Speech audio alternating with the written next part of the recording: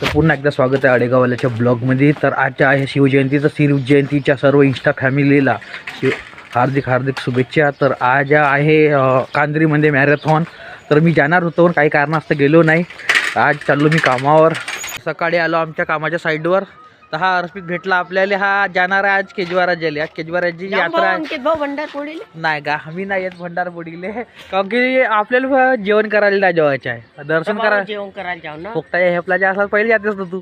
नाही बघ गलती कायची गलती आहे जेवण करायला. आमचा मसाला वगैरे बनवून झाला आहे. तिकडं मसाला वगैरे छापणं चालू आहे. आता हा इकडून झाला छापून. तिकडे शिसोल भाऊ बांधत आहे जुगाड मजबूतीनं, कारण की तिकडली साईडची पर्दी छापाची राहिली आहे. इकडं ॲटो आला एक गाणेवाला.